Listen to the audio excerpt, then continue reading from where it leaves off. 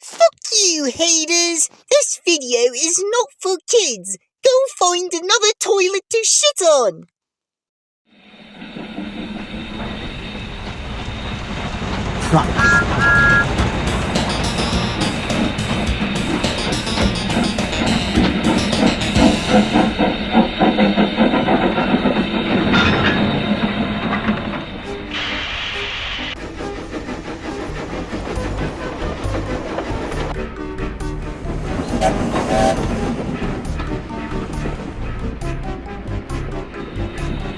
Sir Handel and Peter Sam had hard work while Scarlowy was away.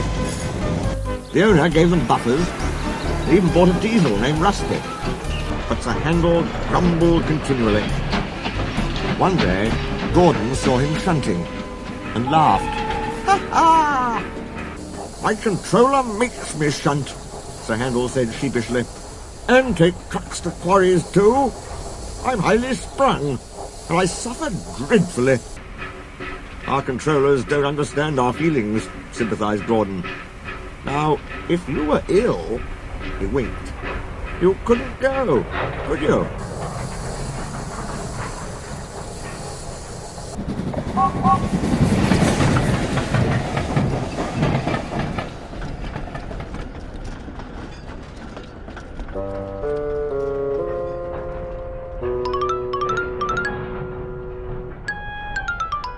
"I don't feel well," he groaned next morning. There wasn't time to examine him then, so some of the trucks were coupled behind Peter Sam's coaches, and Rusty promised to follow with the rest. Sniggered Sir Handel, but no one noticed. They were all too busy.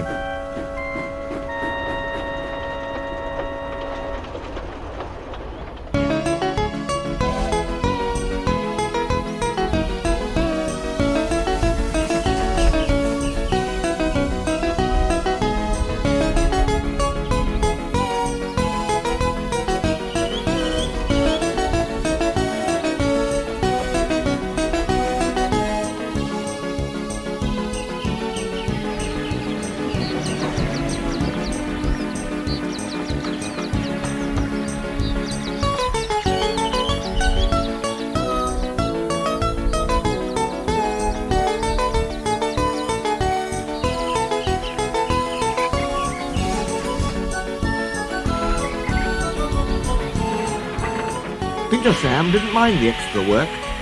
He left his coaches at the top station and trundled cheerfully through the woods.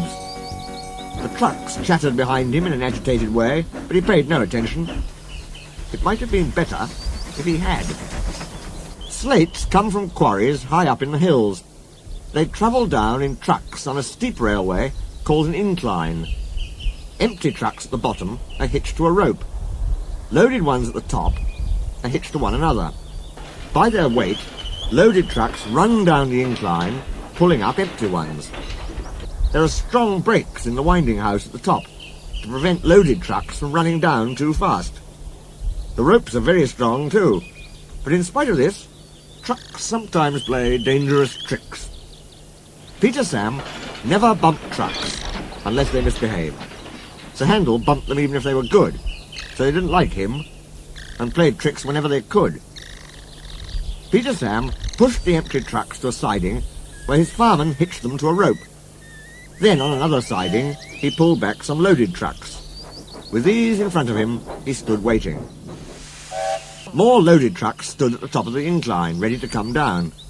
They couldn't see Peter Sam. They thought he was Sir Handel and wanted to pay him out. They began to move. "Faster, faster," they grumbled. They reached halfway, gathering speed. "Scrag him! Scrag him!" they yelled. "No, no!" wailed the empty trucks. "It's Peter Sam! It's Peter Sam!" But it was no use. The loaded trucks were straining at the rope. They broke it with a crack.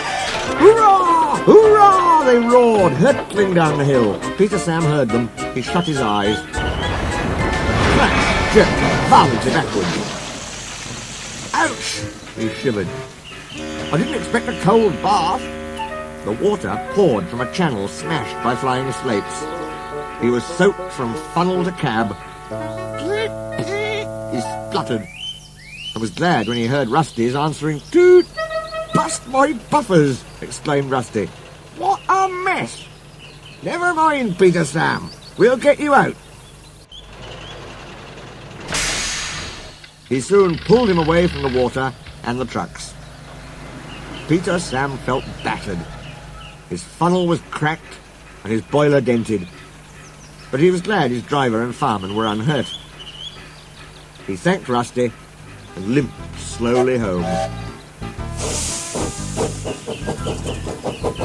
Rusty stayed to help clear the wreckage.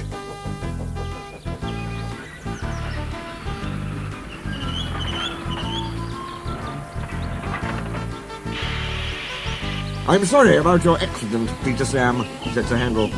"I always stand well back. Trucks don't like me, you see. Why didn't you warn me?" "I didn't think." "You never do," said a stern voice. "You can start now, while you're doing Peter Sam's work as well as your own. That'll teach you to pretend you are ill." Sir Handel did start thinking. He thought about thin controllers, and he thought about Gordon. He wanted to give Gordon a piece of his mind.